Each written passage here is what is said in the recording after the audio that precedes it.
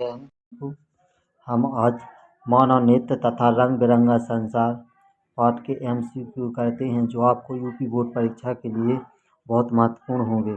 Number 1 question, मानव नेत्र अभिनेत्र lens की focus दूरी को समायोजित करके विभिन्न दूरियों पर रखी वस्तुओं को फोकस कर सकता है। ऐसा हो पाने का कारण है तो जो आँख की समंजन क्षमता होती है उसके कारण ऐसा हो पाता है। दूसरा क्वेश्चन, मानव नेत्र जिस भाग पर किसी वस्तु का प्रतिबिंब बनाते हैं वह है, मतलब मानव नेत्र किस भाग पर अपना प्रतिबिंब बनाते हैं, तो जो मानव नेत्र होता है दृष्टि पटल, ये वाले भाग पर दृष्टि पटल पर अपना प्रतिबिंब बनाते हैं। इस वाले यहाँ पर दृष्टि पटल होता है, यहाँ पर अपना प्रतिबिंब बनाते हैं। तीसरा क्वेश्चन, अभिनेत्र लेंस की फोकस दूरी में परिवर्तन किया जा सकता है, तो अभिनेत्र लेंस की फोकस दूरी में परिवर्तन किया जा सकता है तो इसकी जो मांसपेशियाँ हैं, पच्छावी मांसपेशियाँ, जो लेंस होता है मांसपेशियों का कहता है ऊपर नीचे से दबाता है, इसके कारण लेंस की फोकस दूरी व्यवस्थित हो जाती है। इंद्रधनुष बनने में प्रकाश की कौन सी परिघटनाएं सम्मिलित होती हैं?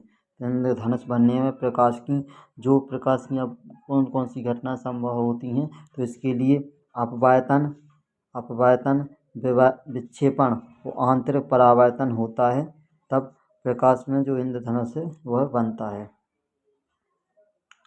तारों का टिमटिमाना का कारण होता है, तो तारों का टिमटिमाना अपवर्तन के कारण होता है। अपवर्तन एक ऑप्शन में है, अपवर्तन वायुमंडलीय अपवर्तन के कारण तारे हमें तारों का टिमटिमाते हुए मृगमरीचिका, इसके बाद सूर्य अस्त एवं सूर्य उदय के समय लाल दिखाई देना, ये सब किसका कारण होता है?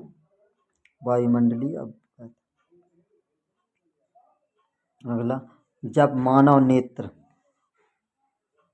जब प्रकाश मानव नेत्र में प्रवेश करता है तो अधिकांश अपवर्तन कहाँ होता है? तो अधिकांश अपवर्तन कॉर्निया में होता है, तो इसका आंसर हो जाएगा बी, राइट आंसर हो जाएगा। ये है कॉर्निया, यहाँ पर इसका क्या होता है? अपवर्तन सबसे अधिक होता है कॉर्निया में।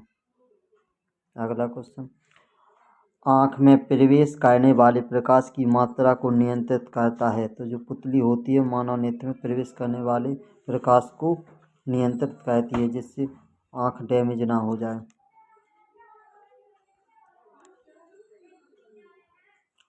स्वस्थ नेत्र के लिए दूरबिंदु स्थित होता है, तो जो स्वस्थ नेत्र के लिए दूरबिंदु अनंत पर स्थित होता है, दूरबिंदु अनंत पर स्थित होता है।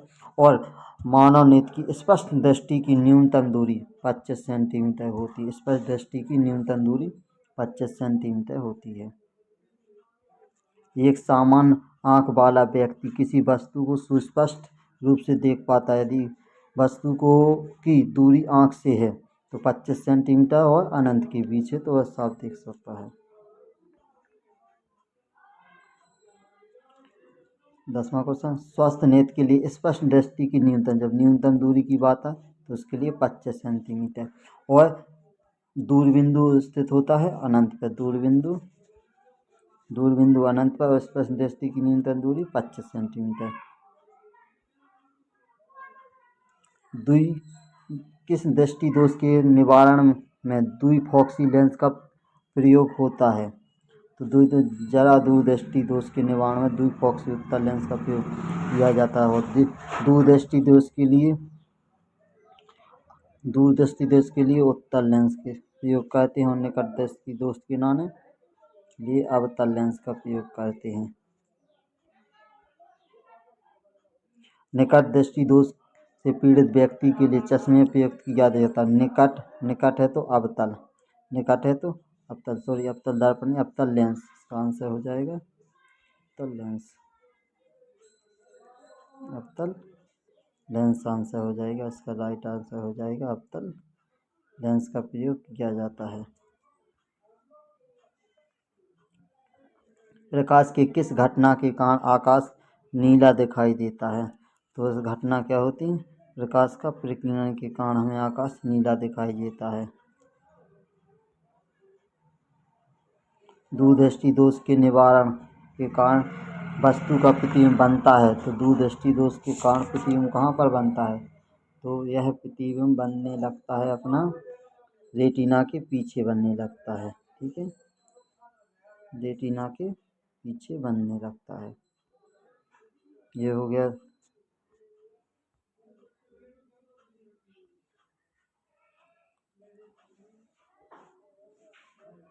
दूरदृष्टि दोष के निवारण में कौन सा लेंस प्रयोग की? दूर ऊ आ रहा, इसमें ऊ आ रहा तो उत्तल लेंस का प्रयोग करते हैं। उत्तल लेंस, उत्तल लेंस का प्रयोग करते हैं। दूरदृष्टि दोष से पीड़ित मनुष्य का निकट बिंदु स्थित होता है। दूरदृष्टि दोष से पीड़ित व्यक्ति का निकट बिंदु होता है जो 25 सेंटीमीटर से अधिक दूरी पर होता है। दूरदृष्टि दोष से व्यक्ति को दूर की वस्तु तो स्पष्ट दिखाई देती है दूर की वस्तु स्पष्ट नहीं दिखाई देती है, परंतु पास की वस्तु स्पष्ट दिखाई देती है। जब श्वेत प्रकाश कांच के प्रिज्म से गुजरता है तो प्रिज्म के आधार की ओर अधिकतम झुकी प्रकाश की किरण होती है। तो अधिकतम कौन सी प्रकाश की किरण झुकी होती है? तो जो बैंगनी रंग की किरण सबसे अधिक झुकी होती है। सूरज लाल के समय क्षितिज पर आसमान में दिखाई देता रक्ताभ लाल रंग का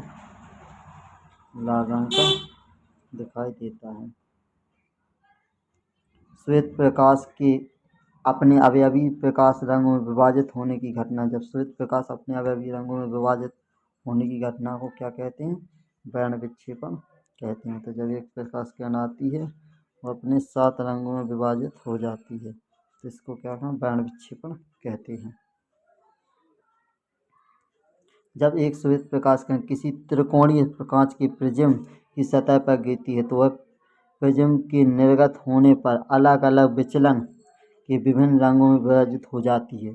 किस रंग के लिए विचलन न्यूनतम होता है? तो न्यूनतम विचलन किस रंग के लिए होता है? तो लाल रंग का विचलन सबसे कम होता है, उसकी तरंगदैर्घ्य सबसे अधिक होती है। लाल रंग की तरंगदैर्घ्य सबसे अधिक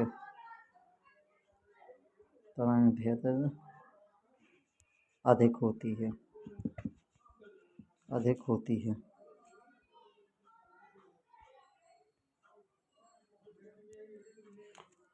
यदि वायु के सापेक्ष कांच का अपवर्तनांक, वायु के सापेक्ष गिलास का अपवर्तनांक 3/2 है तो कांच के सापेक्ष, किसके सापेक्ष?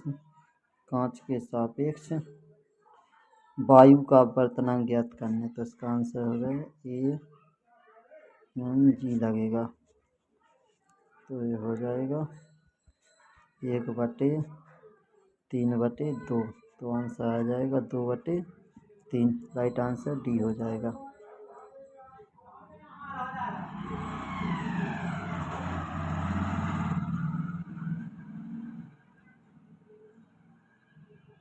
जब श्वेत प्रकाश प्रिज्म से गुजरता है तो सर्वाधिक विचलन होता है। तो सर्वाधिक विचलन होता है बैंगनी रंग का। तो सबसे कम विचलन होता है लाल रंग का। विचलन सबसे कम लाल रंग का, कम हो तो लाल रंग का, अधिक हो तो बैंगनी रंग का। चित्र में 2 सर्वसंप्रिज्मों द्वारा पर श्वेत प्रकाश की किरण आपतित होती है। संयोजन से निर्गत प्रकाश की किरण होगी। यह पहले 7 रंगों में विभाजित हो जाएगी।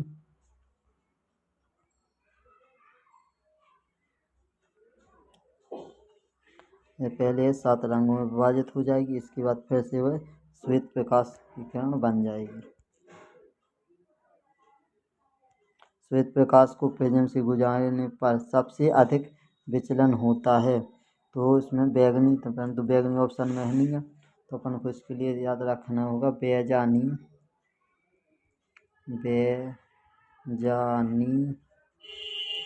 हा पी ना ला।